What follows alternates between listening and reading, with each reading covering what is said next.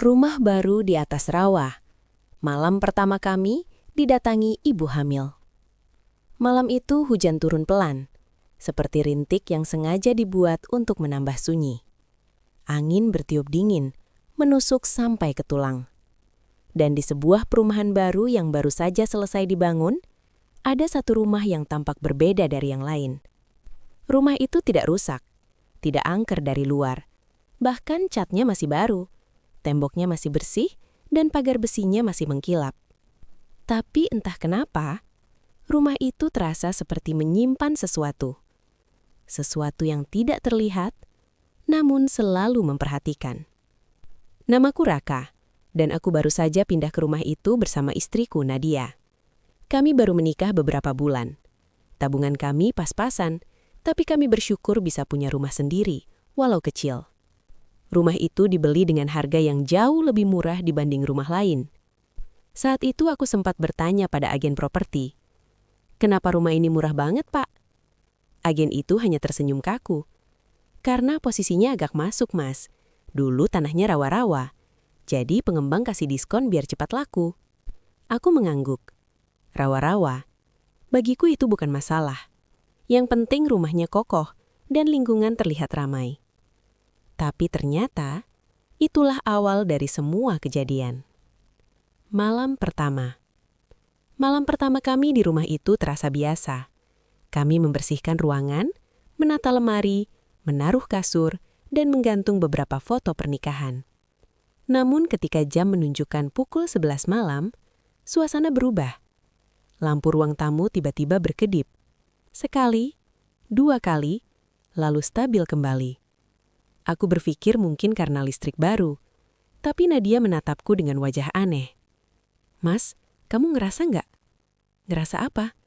"Kayak rumah ini dingin banget." Aku menertawakan. Ya wajar, hujan dari tadi. Tapi Nadia tidak tertawa.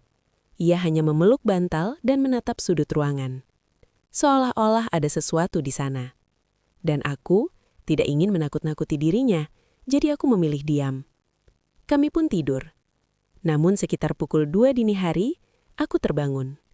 Karena mendengar suara seperti orang berjalan pelan. Krek, krek, krek. Seperti langkah kaki di lantai keramik. Aku membuka mata. Nadia masih tidur di sampingku. Aku menahan nafas. Langkah itu datang dari arah ruang tamu. Pelan, teratur, seolah ada seseorang yang sedang mondar-mandir. Aku mengambil ponsel, menyalakan senter kecil lalu membuka pintu kamar sedikit. Dan saat sinar senter menyapu ruang tamu, aku tidak melihat siapa-siapa. Tidak ada maling, tidak ada orang. Tapi, di dekat pintu depan, ada sesuatu yang membuat darahku seperti berhenti mengalir. Di lantai, ada bekas kaki basah, seperti jejak orang habis menginjak air.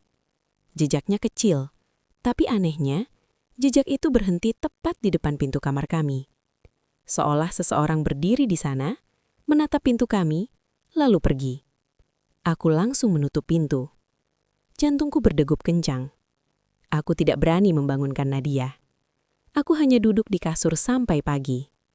Dan aku terus bertanya-tanya. Siapa yang masuk rumah kami malam-malam? Tetangga memberi peringatan. Keesokan harinya aku memutuskan untuk menanyakan pada tetangga sebelah. Seorang ibu tua bernama Bu Sari. Wajahnya ramah, tapi sorot matanya seperti menyimpan banyak hal. Aku bertanya pelan. "Bu, saya mau tanya, dulu tanah ini rawa ya?" Bu Sari langsung diam. Tangannya yang sedang memegang sapu berhenti. Matanya menatap rumahku, lama. "Iya mas, rawa. Dulu di sini tempat buangan air." Aku tertawa kecil. "Pantes, semalam dingin banget, Bu." Bu Sari tidak ikut tertawa. Ia hanya mendekat dan berkata pelan, "Mas, kalau malam, jangan suka buka pintu. Jangan jawab kalau ada yang manggil." Aku menelan ludah. "Kenapa, Bu?" Bu Sari menatapku dengan wajah serius. "Karena dulu, sebelum jadi perumahan, ada perempuan hamil yang meninggal di rawa itu." Aku membeku. "Perempuan hamil?" Bu Sari mengangguk pelan. Katanya dia ditinggal suaminya, terlunta-lunta. Malam-malam jatuh ke rawa dan gak ada yang nolong. Aku merinding. Terus, mayatnya ditemukan. Bu Sari menggeleng pelan. Yang ditemukan cuma kainnya. Katanya jasadnya tenggelam dan hilang. Aku merasa bulu kuduku berdiri. Lalu Bu Sari menambahkan kalimat yang membuat napasku berat. Orang-orang bilang rohnya masih di situ. Bukan jahat, tapi kesepian. Dia cuma pengen ada yang tahu dia pernah hidup. Suara tangisan di dapur. Sejak hari itu Nadia sering merasa tidak nyaman.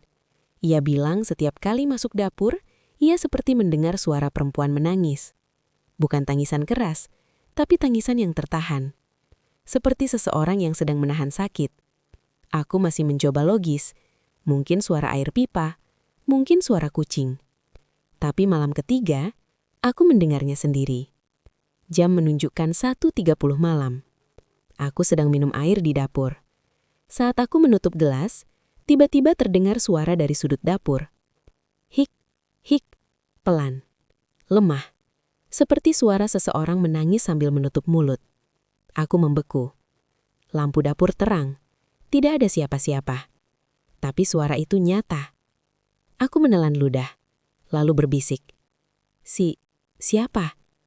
Dan tiba-tiba, suara tangisan itu berhenti.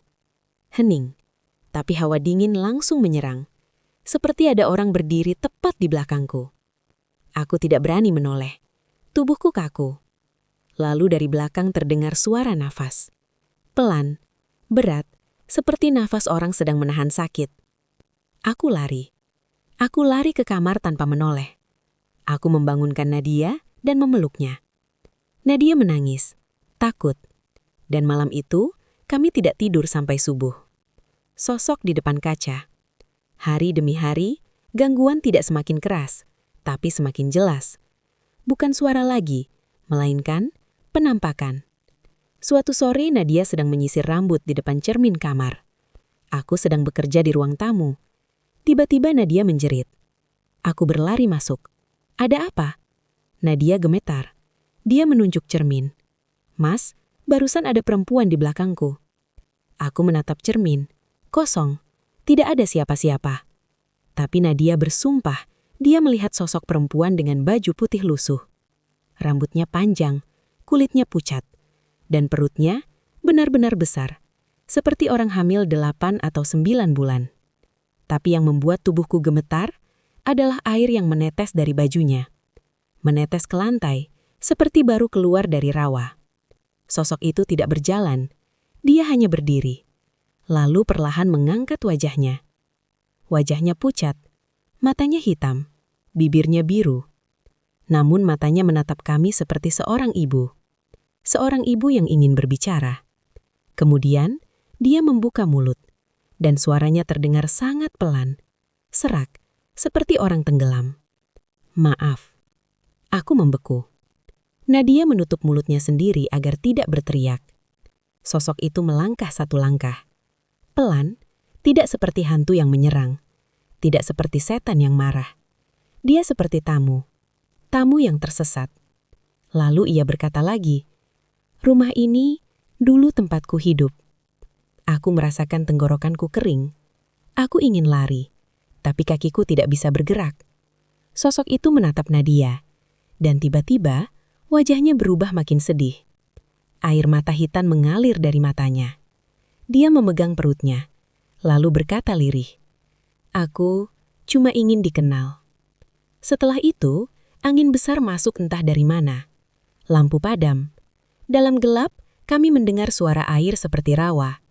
Blup, blup, blup, seperti seseorang tenggelam. Dan terdengar suara perempuan itu menangis.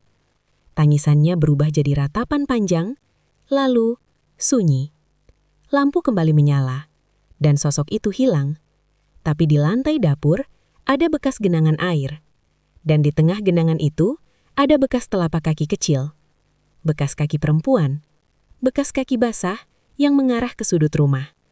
Dan berhenti di tembok, seolah dia masuk ke dalam tanah, kembali ke rawa tempat dia meninggal. Misteri yang terungkap. Keesokan harinya aku menemui Bu Sari lagi. Aku ceritakan semuanya. Bu Sari hanya mengangguk pelan. seolah sudah tahu. Mas, dia memang tidak jahat.